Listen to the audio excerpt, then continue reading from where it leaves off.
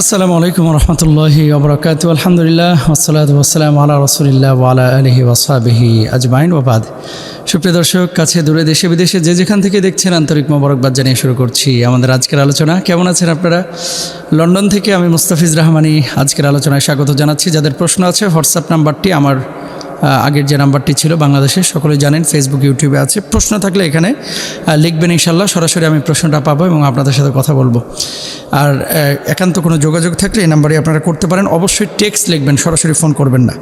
আজকে যে প্রশ্নটি আমাদের কাছে এসেছে যে মোহতারাম, কোন সম্পদে জাকাত আসে, মানে যেসব সম্পদে জাকাত আসে আর যেসব সম্পদে জাকাত আসে না, যদি একটু বলতেন। আচ্ছা, 1 নম্বর, জাকাত আল্লাহ সুবহানাহু ওয়া তাআলা পবিত্র কোরআনুল কারীমের মধ্যে বান্দাদের জন্য ফরজ করেছেন, ওয়া আকিমুস-সালাহ ওয়া আতুজ যাকাহ, নামাজ কায়েম করো, যাকাত আদায় করো। রাসূল আকরাম সাল্লাল্লাহু আলাইহি ওয়াসাল্লাম বলেছেন, বুনিয়াল ইসলামু আলা খামসিন শাহাদাতু আল্লা ইলাহা ইল্লাল্লাহ ওয়া ইকামিস-সালাহ ওয়া ইতাইজ যাকাহ, যে ইসলাম 5টি বিষয়ের উপরে ভিত্তিশীল, মানে 5টি বিষয়। 1 নম্বর হচ্ছে শাহাদাতু আল্লা ইলাহা ইল্লাল্লাহ, আল্লাহ ছাড়া কোনো মাবুদ নেই, এই ব্যাপারে সাক্ষী দেওয়া। 2 নম্বর হচ্ছে নামাজ কায়েম করা। 3 নম্বর হচ্ছে যাকাত আদায় করা। 4 নম্বর হচ্ছে হাজ্জুল বাইতুল্লাহর হজ করা। 5 নম্বর হচ্ছে রমজানের রোজা রাখা। তো এগুলো হচ্ছে ইসলামের মৌলিক বিষয়। তো যাকাত আদায় এটা কিন্তু ফরজ। 1-2 জায়গায় না, প্রায় 82টি জায়গায় আল্লাহ সুবহানাহু ওয়া তাআলা নামাজের সাথে সাথে যাকাতের কথা উল্লেখ করেছেন।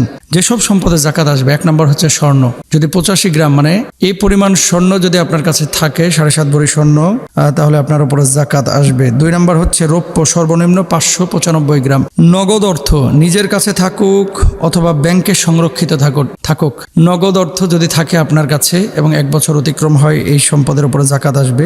ব্যবসায়িক পণ্য, এটার উপরে জাকাত আসবে। জমিন থেকে উৎপাদিত রবি শস্য, যেগুলো শুকিয়ে সংরক্ষণযোগ্য, যেমন ধান, গম, সরিষা, ভুট্টা ইত্যাদি, অথবা ফল ফলাদি যেগুলো শুকিয়ে সংরক্ষণযোগ্য, যেমন খেজুর, কিশমিশ ইত্যাদি, এগুলোর উপরে জাকাত আসবে। আরেকটি বিষয় হচ্ছে গবাদি পশু, এই সম্পদগুলোর উপরে মোটামুটি জাকাত আসবে। আর যেসব সম্পদের উপরে মূলত জাকাত আসে না, 1 নম্বরে আমরা যদি খেয়াল করি, যেমন নিজ ও পোষ্য পরিজনের অন্ন, খাবার। ফ্রিজে আপনি গোশত রেখেছেন, মনে করেন 2 লাখ টাকার ডিপ ফ্রিজে, যে সারা বছর আপনি গোশত খাবেন, এটার উপরে জাকাত আসবে না। তারপরে বস্ত্র, বাসস্থান এবং বাহনের উপরে জাকাত ফরজ না। আপনি যে গাড়িটা ব্যবহার করছেন বা যে ঘোড়াটা ব্যবহার করছেন, এটার উপরে জাকাত আসবে না। 2 নম্বরে হচ্ছে গৃহের আসবাবপত্র, যেমন খাট, পালঙ্ক, চেয়ার, এই যে মাইক্রোফোনে কথা বলছি, এই যে ক্যামেরা, এগুলোর উপরে জাকাত আসবে না। তারপরে পরিধেয় বস্ত্র, এই যে আমার কোট, তারপরে জুব্বা, টুপি, এগুলোর উপরে জাকাত আসবে না। দোকানপাট বা ব্যবসা প্রতিষ্ঠানে এমন আসবাবপত্র যা ব্যবসা পণ্য নয়, আপনি পানি খাওয়ার জন্য একটা বোতল রাখছেন, তারপরে মনে করেন যে বাইকটা ব্যবহার করেন, এগুলোর উপরে জাকাত আসবে না। ফার্নিচারের দোকানে বিক্রির উদ্দেশ্যে যেসব ফার্নিচার রাখা থাকে, যেহেতু বাণিজ্য দ্রব্য, তাই এইসবের উপরে জাকাত ফরজ হবে। ফার্নিচারের উপরে যেগুলো ব্যবসার জন্য যেগুলো রাখা হয়েছে। ঘর বাড়ি দোকানপাট তৈরি করে ভাড়া দিলেও তাতে জাকাত ফরজ নয়, তবে এসব ক্ষেত্রে ভাড়া বাবদ যে অর্থ পাওয়া যাবে তার উপর জাকাত আসবে। অতিরিক্ত যে অর্থটা 1 বছর অতিক্রম হয়ে গেছে এবং এই টাকাটা আপনার কাছে জমা হয়ে যাচ্ছে, তাহলে আপনাকে অবশ্যই জাকাত দিতে হবে। তাহলে আমরা কোন পণ্যে জাকাত দেবো? এখন কতদিন আপনি হিসাব করবেন? চন্দ্র মাস হিসাব করবেন, 365 দিন না, চন্দ্র মাস 354 দিন, রাইট? 354 দিন আপনারা হিসাব করবেন চন্দ্র মাসের। ধরেন এবছর আপনি জাকাত আদায় করলেন 27শে রমজানে, তো আগামী বছর এই চন্দ্র মাসের হিসাবে 27শে রমজানের সময় আপনার জাকাত ফরজ হয়ে যাবে। আপনি এই পুরো 1 বছরের যে অতিরিক্ত টাকাটা আপনার কাছে ছিল আপনার ভরণ পোষণের বাইরে, এই অতিরিক্ত টাকাটার উপরে আপনি জাকাত দেবেন ইনশাল্লাহ। আর এক্ষেত্রে আপনারা রৌপ্যের হিসাবটাকে মূল মানদণ্ড মনে করবেন। রৌপ্যের হিসাব বাংলাদেশি টাকায় 65 থেকে 85 হাজার টাকা।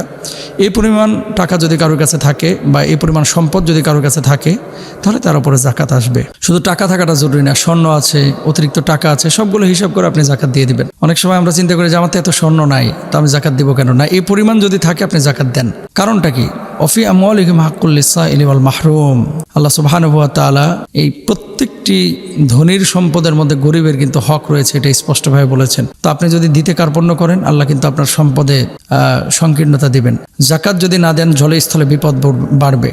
জাকাত যদি ঠিকমতো আদায় না করেন, আকাশের বৃষ্টি, এমন বৃষ্টি, ওয়ালাম ইয়ামনাউ যাকাত আমওয়ালিকুম ইল্লা মুনাল কাতরা মিনাস সামা, যে বৃষ্টিটা আমাদের জন্য বারাকার, এই বৃষ্টিটা বন্ধ হয়ে যাবে। সুতরাং বারাকার জন্য আপনারা জাকাত দিবেন ইনশাআল্লাহ তাআলা। সম্পদ বাড়বে, জাকাত দিলে সম্পদ কমে না, নবীজি সাল্লাল্লাহু আলাইহি ওয়াসাল্লাম নিজে বলেছেন। তো আমরা খেয়াল করবো ইনশাআল্লাহ, প্রত্যেকেই জাকাত দিব রমজান মাসে। আল্লাহ তাআলা আমাদের সবাইকে তৌফিক দান করুন, আমিন।